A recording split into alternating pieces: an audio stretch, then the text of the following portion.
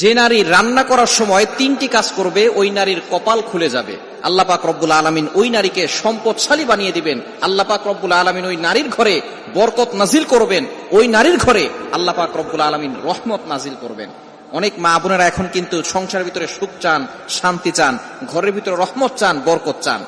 বিশেষ করে যে সমস্ত নারীরা সংসারে বরকত চান তারা কিন্তু অবশ্যই এই 3টি কাজ করবেন। দেখবেন আপনার ঘরের ভিতরে শান্তি আসবে এবং আপনার রান্না সুস্বাদু হবে এবং আপনার রান্না যারা খাবে তারাই আপনার প্রশংসা করবে।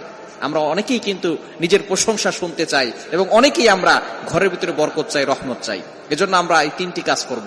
নাম্বার 1, 1 নাম্বার হচ্ছে আপনি যখনই রান্নাঘরে প্রবেশ করবেন তখন আপনি সালাম দিবেন। মনে রাখবেন রান্নাঘরে কিন্তু চুলা আছে।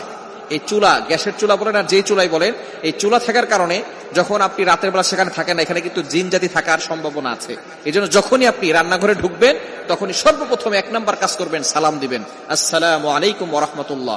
কেউ থাকুক আর না থাকুক, ঘরে যখনই প্রবেশ করবেন, যদি ঘরে কেউ নাও থাকে তারপরে সালাম দিবেন, কারণ ঘরের ভিতরে অনেক সময় শয়তান থাকে।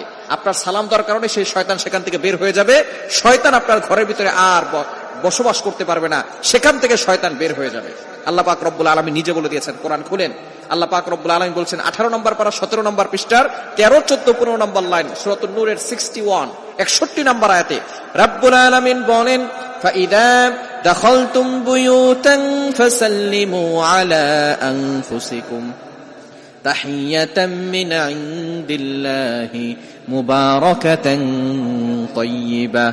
যেই ঘরে ঢোকার সময় কোনো ব্যক্তি যদি সালাম দেয়, আল্লাহ পাক রব্বুল আলামিন ওই ঘরের ভিতরে বরকত নাজিল করেন। আল্লাহ পাক রব্বুল আলামিন পবিত্র রিজিক সেখানে দান করেন। এজন্য 1 নম্বরে নারীরা, মা বোনরা যারা রান্নাঘরে যাবেন সর্বপ্রথম সালাম দেওয়ার দরকার আছে না নাই? মা বোনদেরকে এটা শিখিয়ে দিবেন।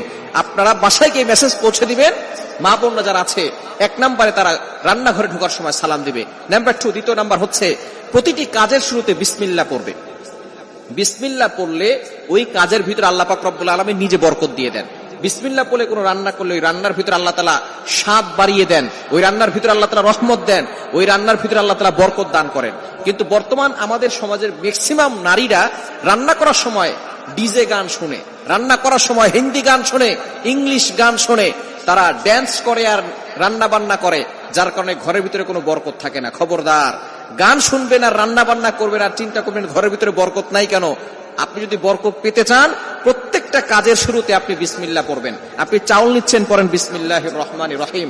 চাউল ধৌত করতেছেন, বলেন বিসমিল্লাহির রহমানির রহিম। মাছ কাটতেছেন, বলেন বিসমিল্লাহির রহমানির রহিম।